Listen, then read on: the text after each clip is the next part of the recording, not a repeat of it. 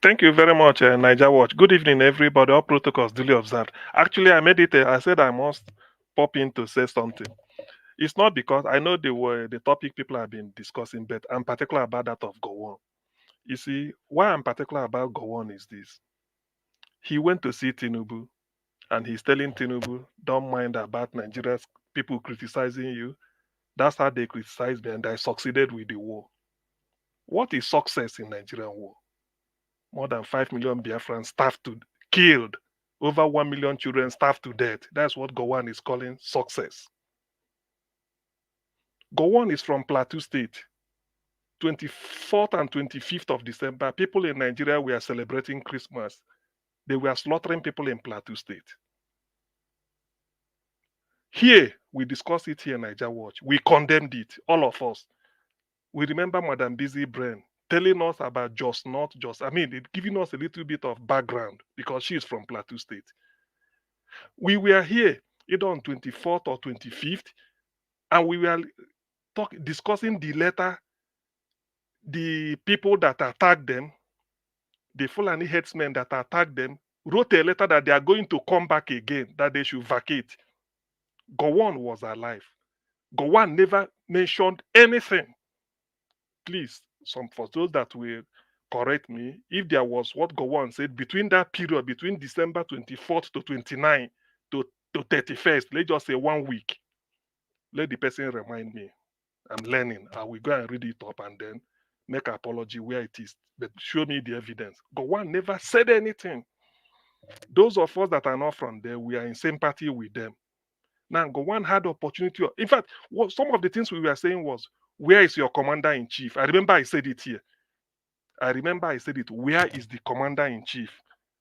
I suggested that why can't they? There must be some military people that are idling away somewhere, either in standing in collecting toll where they do in the southeast, or maybe in the barracks. You mop them up, even if they're 100, 200. You go and station it there. It will give those people the courage that yes, government is reacting. Mind you, this is internal aggression. Gowon kept quiet. He had the opportunity of seeing Tinubu today. I thought he should have raised if he's a sensible man. That's why sometimes when they say don't insult people, then I find it difficult to believe. He should have raised it to Tinubu. Say, look, I came because the people of Plateau were massacred on Christmas Day. As commander in chief that you are, you didn't come up. You did not then. So, which means his people is not even important. What is important is to tell Tinubu. You see, this is the type of leader people we respect. It is Gowon because some people do not want to go and read what happened during the Civil War. The Aburi Accord for two people to go to what did they discuss in Aburi should have settled everything about Nigeria. They discussed everything, the aggression. It's like now that people are hungry in Nigeria. What Jonathan suggested now, the northern leaders come, the southern leaders come, meet and then discuss. This is the point because whatever they are discussing now is based on the and exigencies of the situation. This was what they discussed in Aburi. Gowon came back and failed to implement Aburi. For those that will doubt me, there's a lecture Gowon gave at Chukwuemeka Odimegwu Ojukwu University, either in 2013 or 2014 or thereabout. I have it. Gowon said why he didn't do is go and implement Aburi report was he had malaria when he came back. I'm not making it up because I believe I furnish, I bring it up. He said he had malaria. Since instead of him to say it, he had malaria. But we know the truth. Now look at if I say the man is useless, people will say, why are you insulting people? This is Plateau, the latest area attacked. He never raised it with Tinubu. At least there's no evidence to show that he raised it. All you're talking about, he succeeded. Succeed in what? In telling the world that Nigeria has money, but we don't know what to do with it. This is the success of Gowon. 9 years. This is, I can debate it with anybody. This is the success. They criticize him, yet he succeeded. Gowon is on record to have said, when the killing was high, he said, during Buhari's time, he said, if he had known, he would have told the Igbo to go. That he couldn't have fought that war, should have allowed them. This is on record. Now, look at what he's saying again. This is a man who they say is a elder statesman. He attends a council of state meetings. You know, former leaders. I don't know what they call them. In which Jonathan, maybe Gowon, probably Babangida, if he's not sick or whatever, if he can. These are they always have a meeting. This is the type of people listen to. This is the type of misleading. Now, I'm not from Plateau. What of those people they killed in Plateau? What will they be saying? Seeing Gowon saying this type of thing? No, nothing. He wasn't raising it. He was just referring to how he fought civil war, how he starved Ndibo to death. Hunger is a legitimate weapon of war. According to United Nations Charter, you don't deny people food. This charter was not drafted late after the sea. It was had been since 1945. They used it to fight Israeli Six-Day War.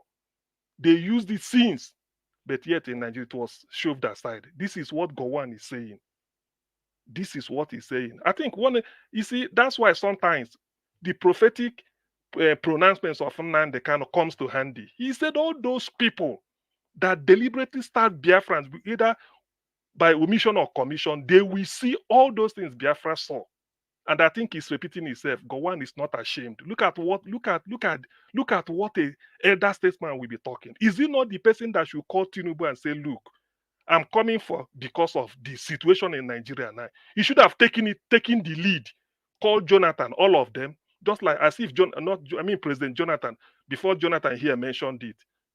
That's what they could do. Yes, demonstration protest is right. People should show their anger because they are not happy. But what is the opportunity? Those that feel that they love Nigeria more than Lord Lugard, come down, say Tinubu, let us hold a meeting as elders to forestall this. What do we do? What do we do now? The way Nigeria is. Yet all he's talking is to go and pat Tinubu in the back. Don't listen to them. You will saw. Who is he being divisive? Me and Gowon, who is more patriotic now? Considering what we've been saying, who is more patriotic? Going to pat Tinubu on the back that don't listen to them. They can criticize. After all, that's what they told me. I succeeded. Succeeded in what? What did he succeed in doing? Wasted Nigerian chance of the century. What did Gowon achieve in office? What did he achieve? He prosecuted the war in which the British were teleguiding him on what to do. You prosecute. Is he not ashamed? Wouldn't he have? Okay, if he has succeeded, why is he saying Nigeria praise? I'm really bitter to that. In fact, probably God is keeping the man for him to see that Biafra he is refusing. It will happen before him. The way he's going. What a shame. How can somebody, a former head of this, saying this type of thing? Even the Yorubas, those that feel that they supported Tinubu, they are distancing themselves. They are not happy. Look at what Falana said the other day. They will lead a protest. Is Falana more Yoruba than is he not a Yoruba by every measure? Who is happy? You are going to party. It's not for you to tell him, Tinubu, no. This is not what to do as a former head of state. He's so critical now. Even during the war, hunger was only for one side. The rest of the country there was peace, prosperity, at least. But this is now something that is universal. The whole country. Everybody, Nigeria has never had this bad. And then you are going to pat such a man on the back that don't listen, that you will succeed. I did it, I succeeded. You succeeded in what? Gowon is a disgrace. I'm being honest with you. I'm so disappointed that such a statement, even is it not midnight or the midnight of his life, according to Edwin Clark, he must have collected his boarding pass, waiting for his flight to be called. Yet he's still reasoning like this. Look at the people of Plateau. Then I want to know what the Middle Belt people will say. They are still decimating them today. Why can't he go and tell Tinubu that people in Benue are still in refugee camp? Nigerians do not know why there is hunger in the land. When the real farmers that should be farming are in refugee camp. How many farmers are farming in Benue? Yet Gowon came, he forgot all he doesn't even know what is in all he's talking about. He's gloating. He fought civil war. I'm disappointed. I don't know whether people see it that way, but this is a very, very shameful, a shameless human being. How can you be talking at this critical time? If you love Tinubu, what you should go is you call him. You say, look, if anything, okay, the other day somebody collapsed in Osun State. They have to use a plate of rice to revive the person. Is that not a shame? to tell you that this hunger is real. Nobody is pretending. The people that should farm for us are in refugee camp in the Middle Belt. They are being sacked every day from their this thing. So that alone will tell you that there will be shortage. Because if you can't plant, you can't harvest. If you didn't plant during the planting season, you cannot harvest. So the few that are happening is not enough. Even the farmers that should have been farming are in refugee camp. Therefore, whatever you now farm from somewhere, you have to come and give them. Instead of them helping to increase the food chain. Gowon left it and went to Aso Rock, going to shake hands with Tinubu and been talking this type of thing. You see, stupid people, foolish people also grow old. In Gowon, I've seen it. This is a man that said he couldn't implement a Aburi report that made Nigeria to go to war. That is the reason. He's gloating. He was able to prosecute a war. Okay. I don't wish people evil, but well, that he's been alive today does not mean because he hasn't committed a sin. Sometimes God will keep you alive for you to be seeing something. During the war, there was nothing happening in Plateau. But today, can he look back and be happy? If he's happy with what is happening in Plateau, well, may he live long. But if he's not, I don't know. It's not for me to judge. But I'm terribly disappointed that such a former head of state, we at this point in time, all he's talking about is to go and pat Tinubu in the back and tell him that he succeed in what? How can Tinubu succeed? Everybody is complaining of one thing. Like Madam H.O. said, hunger united Nigeria for the first time. Never mind the way people are taking it. Yes, hunger is everywhere. Then Gowon had left all those things. Instead of something to discuss, he's talking another thing. Referring to civil war. He's a civil war hero. Those that fought the war are regretting it. Alania Ikpola Akinreade, he regretted it. It's on record. The people that commanded Asaba, he regretted it. Said he couldn't have fought that war. Then Gowon is talking of success. Success in what? How you fought civil war, you succeed. So you succeeded in genocide. The first genocide in Africa. Second only to Jewish Holocaust in human history. That's what is calling success. I'm terribly disappointed. I don't think I will express my anger enough. I will come back again. Niger Watch, thank you. All right. Thank you, Augustine. God bless you, sir. Thank you very much. Okay, Mr. Alex, are you available? I called you earlier on. You didn't answer. I have always been available. Maybe it was network. Thank you, Mr. Najawash. Can I continue? Yeah, go ahead. Talk to us. Thank you. I greet everybody. I stand on the existing protocol. Najawash, politicians are wicked. Black politicians are wicked. African politicians are wicked. Third world country politicians are wicked. They are terrible. They are terrible. If Mandela was not black, I would have been thinking it's a general problem. But no. 99.9 black politicians are wicked. They are very wicked. No wonder in the voice of J.J. Rawlings in Ghana, keep them down. Don't let anyone escape. Close the doors. That was the voice of J.J. Rawlings in the banquet while he was cleaning up Ghana. When all the corrupt politicians were having a party, he went there, half Irish, half Ghana. He was in the military. He took over that banquet. He was telling junior officers, shut the doors, don't let them go. One of them said, sir, why? Because they took people's lives and people's destinies and future. They don't deserve to live. Just go and read this book. Fidel Castro and Che Guevara also, echoed the same thing. Keep them down. Close down the airspace. Shut the land borders. Let no one of them escape. These are the words of revolutionaries when they take over power from wicked and corrupt politicians. Don't let any one of them go. They don't deserve it. Keep them down. And the ones that manage to escape, they always say, we will chase you to the bedroom of your house in any country of the world. They don't deserve to leave. Have you seen our transportation system in Lagos? Have you seen it in Abuja? The dirty, rickety motorway buses? A country that's a member of OPEC? Have you seen the sufferings of our mothers in the marketplaces?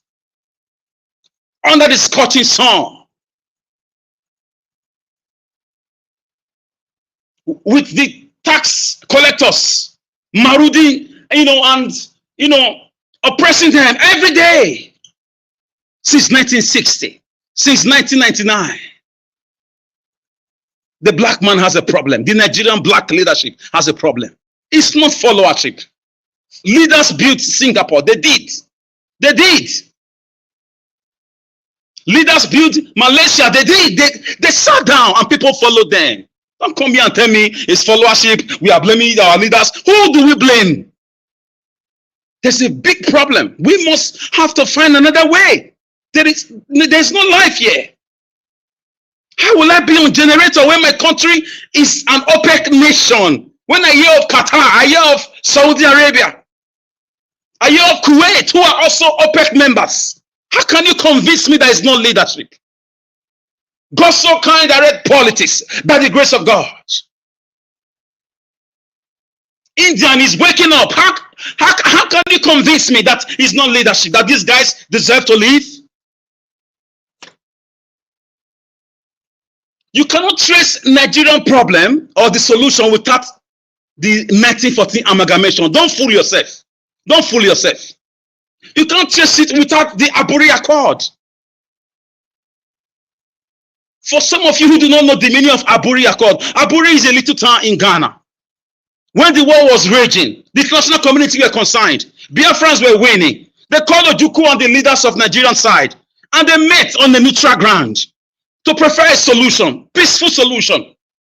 They had tried through the reigning football king of those days, Pele. It didn't work. It was just a ceasefire. Ojukwu went there as a peaceful man that he has always been. Forget what you were told by the Nigerian media. These are stories cooked in Buckingham Palace to brainwash generations. An agreement was reached that the nation must go on a confederation to stop the war. And everybody agreed. Papers were signed. Certificates were distributed. And Ojukwu recorded it through his wristwatch. A confederation is a system of government where regions govern themselves with a loose or weak center, only to carry out ceremonial duties like receiving of visitors. That's it. And it was agreed. When Ojukwu got to the Biafra land, he raised the Biafran flag and said, "On Aburi we stand." The Queen of England radioed Gowon, who was seen as somebody who was not educated. He didn't know the meaning of confederation. The Queen said, "You fool, you've given them Biafra. Continue the war. Don't stop. Go and release Obafemi Awolowo from the prison and cover his mouth with bread and butter. Make him a promise he cannot stand." They took him out and told him he will be a president. He has always been desperate. Guess what? He never became a president. He is the one that told them to close the borders and gave them how to win the war. There was a vanquish, guys. Because we are not one. Ojukwu wanted us to look at what the white man did. We did not go to England to go and merge England and Scotland together. We didn't do it. They came as explorers, adventurous people, and we gave them accommodation. The result is to come and invade our kingdoms, forcefully bring us together. When the going was rough, the first graduates to grace the Nigerian military, Odumengo Ojukwu, may God bless his soul, he called them. He was not always calling for a war. Are you aware a meeting was held? Everybody from all regions were there, and they agreed that 3 countries should be formed because of our differences. That Wole Soyinka was there. I have a newspaper to prove that. Dated 1967, just before the war. Soyinka was there. He was asked to mobilize the pirate group to join those who were sent to Lagos to go and make this announcement that the country has been divided, because he was just coming up with his group that became escalated courtism. The point is this, guys, there is no way forward. Gowon now has showed up to tell you that they are listening to Nigeria Watch. He has showed up because he is the principal actor of that civil war. And the Nigerian problem is part of that civil war. What was the causes? What was the Aburi Accord agreement? regions should govern themselves. Let everybody go on their way. We can meet once in a while in Lagos or Abuja, once in 2-3 years. Nothing like Senate, nothing like House of Rep. All those duplication of offices to siphon money will not be there. In 2024, we are seeing darkness. Member of OPEC. This is where Ojukwu was trying to address. Let us live on our own. Not everybody wants to be in darkness. Not everybody wants to be, having their children, their daughters being raped in the farmland by people that call themselves S-men. Not everybody who will see going to school as an abomination. Not everybody wants to read the Quran and die with the Quran. No, with respect to religion. He wanted a peaceful separation. That was it. But they said no. Taking orders from Buckingham Palace. We have bigger enemies. This is the area I used to agree with my friend and my brother, Mr. Tunaja. Yes, we have bigger enemies. We have bigger enemies, but we must start to conquer the enemies from home. We must trace our roots. Juku was a peaceful man. I searched on his stay in school in Oxford University. I did the research. His father was a billionaire, one of the richest African people on the planet at the time. He was not a poor man. He was well brought up. In fact, his father sent him abroad to go and read business administration. He got there and read history that got him convinced. He had convictions. He went to the army. Gowon was his boy. He was his junior. Obasanjo cannot stand where Gowon is having a meeting. Guys, this is the root of the solution. We must come back to the national confab of Jonathan Goodluck. Kudos to those who were around Jonathan Goodluck in 2014 for that meeting. The resolutions are still in Aso Rock. They are in hardware and they are in software. The copies are everywhere. We must discuss it. The Nigerian constitution must be stopped.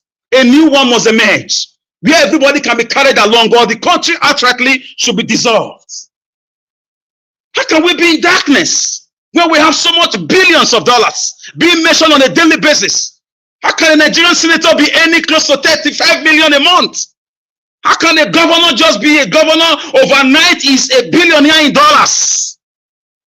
How can somebody win, rep elections overnight is a multi-millionaire in dollars? And we should just fold our hands and blame our citizens for not being civil enough? They went for their PVCs.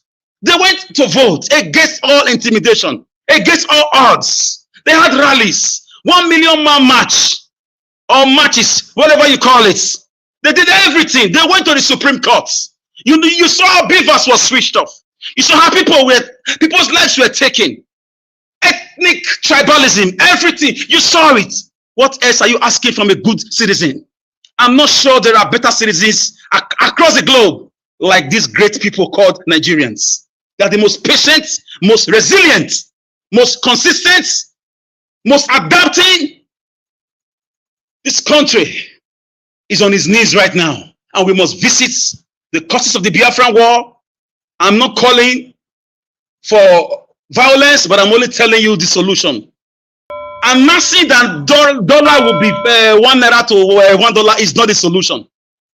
Sitting people that asking them what they want, discussing, treating them equally, coming to a round table. So let me just talk about Abure a little bit, Edo State, in 1 minute. For me, Obaseki said he wants to transform Edo State 8 years ago. Today, another person wants to transform Edo State again. What transformation are they talking about?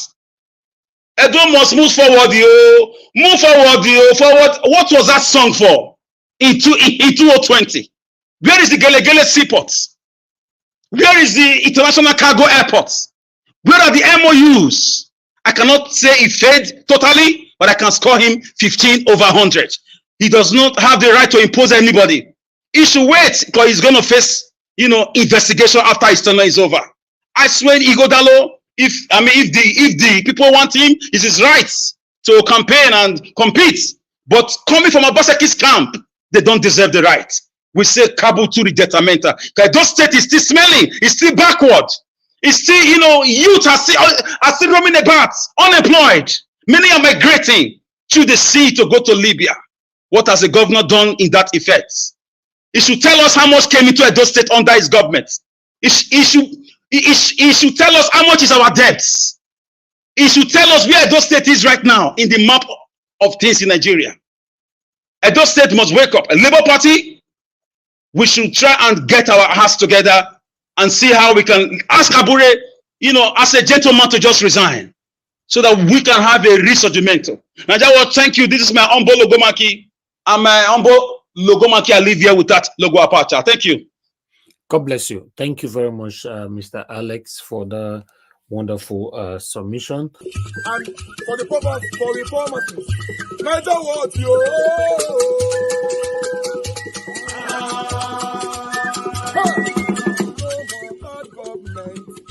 No more bad government. Niger what? No more bad government. Niger what? No more bad government. The only media that have been speaking. No more bad government. The voice of the voiceless. No more bad government. No more bad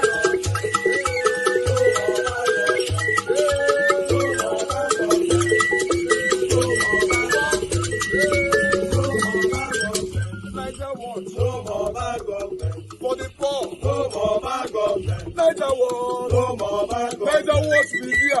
No more bad government. No more bad government. No more bad government. In Nigeria. No more bad government. No more bad government. No more bad government. The only media. No more bad government. The number one media in Nigeria. No more bad government. That have been speaking against government. No more bad government. Niger what? No more bad government.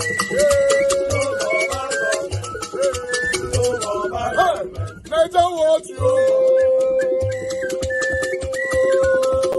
The voice of the voiceless. The voice of the voiceless.